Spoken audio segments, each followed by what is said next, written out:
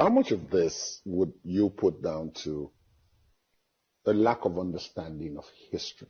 That is, in our own part of the world, a lot of people don't read. A lot of those who read for the purpose of passing exams and getting certificates. Once that's done, they're no longer interested. So most of the time you have the vast part of the population not able to look back, see that this has happened before, seeing the result, and therefore upon seeing something similar about to happen again are able to say, hey, hold on. We've seen this before, something you referred to as deja vu earlier. Mm-hmm. How much, because I've spoken to a couple of people who have said, there's a nexus between our lack of literacy, our lack of understanding of history, and where we are as a country. That because no country grows beyond the education or the literacy of its people. Mm-hmm. Yeah, you know, it's interesting that you use the word history.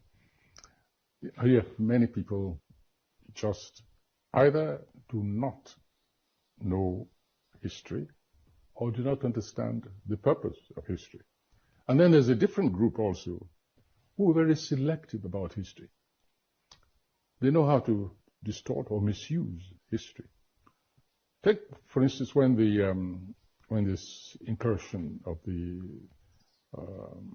Fulani herdsmen began, and the Miyetti Allah, their spokesman, said in Borno, I think it was in Borno, said, we once ruled this place, and we can take back our land anytime we want. Remember that statement? I've forgotten it. In the midst of the harrowing, the trauma of these people, somebody comes gloating and then citing selective portion of history. Last time I was a criminal, and I said it at the time. I said, this person should be arrested and locked up.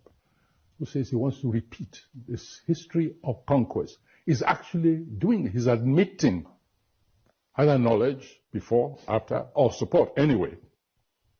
And I ask the question, so why are you, isn't there anything like hate speech anymore?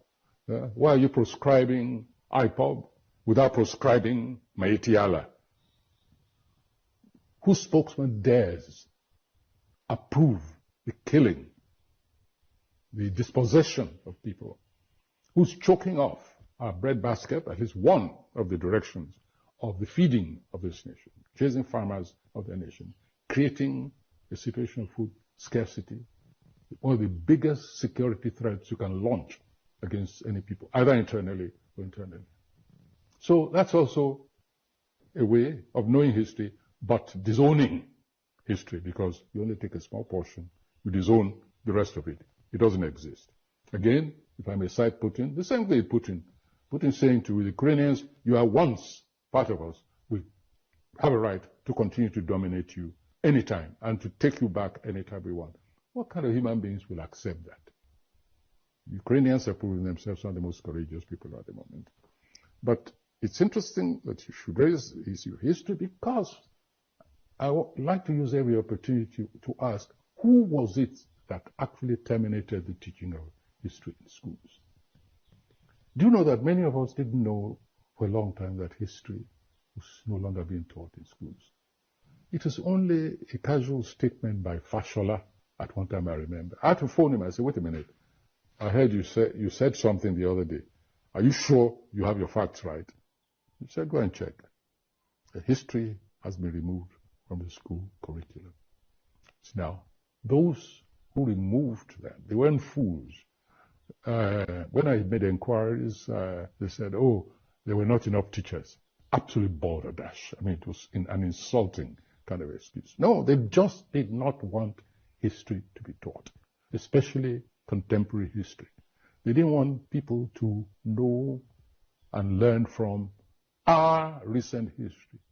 Things that led up to the Civil War, the conduct of the military during the Civil War.